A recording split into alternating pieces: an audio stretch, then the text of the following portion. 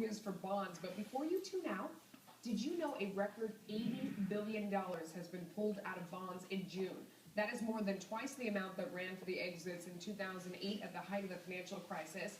So does that mean you are about to lose big money? Pay attention. With me now is money manager Richard DelMonte, president of the DelMonte Group. Welcome back to the show.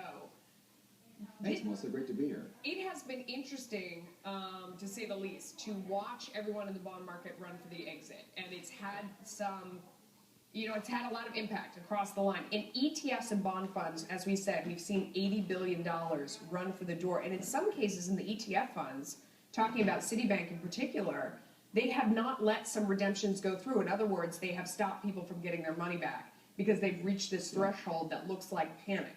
That's scary for investors. Do you see that getting worse? It's interesting. Talk about yelling fire in a crowded theater. Boy, this is really something. Yeah. We don't, this is like the worst kept investment secret that I've ever seen in my investment career. Everybody seems to agree and believe that rates have nowhere to go but up. And whenever I see an investment theme like that everybody's in universal agreement on, I get worried because I start thinking, boy, I don't know if that's really going to pan out. You can think about the dot-com situation in 1999 and also... Wait. So you don't think rates are going to go up? Is that what you're saying? We don't know what rates are going to do. I mean, that's the investment theme. But how do we know that our vision is not clouded by the past 40 years? I mean, well, because we're already seeing it. I mean, if you look at the 10-year, if you look at the 30-year mortgage, I mean, we're already seeing some big moves. And you have folks like Jamie Dimon coming out and saying, this is going to come to a violent end. It has to happen. Rates have to normalize. But as soon as you take the training wheels off, it's normal to think that the bike's going to wobble a whole bunch before you can finally ride off into the sunset.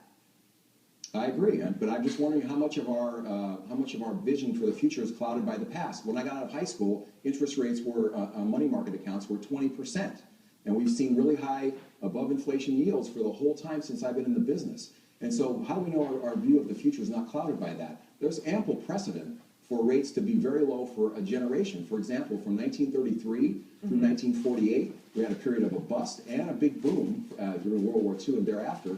Rates were at 1% or below for the short-term treasuries for 16 years consecutively. And 4 of those years, they were at 0%. Okay. So how do we know we're not going into a situation like that? So those are all persuasive things to say, but let's just say people aren't persuaded and they're still feeling somewhat panicky out there. Okay. When you see people run to exit from ETFs and the like, I mean, ETFs are a relatively new phenomenon, and there are a lot of people that are concerned that by virtue of having so much money in these funds that all trade in the same direction, because that's what they're for, that it exacerbates the ups and downs, and it makes the volatility even worse. And this has been the worry all along with ETFs, is that all of a sudden, do these moves get more violent by virtue of the number of people who are all trading in the same direction, which kind of goes to your point.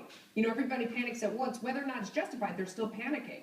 So could the ETF situation make this even worse? And is that some of what we're seeing with this $80 billion pullout in the past month? It's possible. It's possible. I think that everybody was rushing for the exits and didn't want to be the last guy, caught with, holding the bag. But I think, the situation with ETFs, I mean, they're not perfect, obviously, but they provide great access to entire asset classes with liquidity throughout the day that you can't get anywhere else. Mutual funds used to have it. I mean, mutual funds, before you could only get one time a day liquidity at the end of the market day. We've got extremely driven costs down on transaction costs and management fees to all-time lows. They've got tax efficiency that rivals IRAs practically. If you bought and held a diversified stock fund for a long period of time. And that all makes sense until Citigroup says you can't have your money back. I mean, talk about groupthink. Everybody thinks ETFs are good and safe. There's groupthink right there. Interesting discussion. We're out of time. I appreciate your points. Thank you so much for coming on. Thank you, Melissa. All right.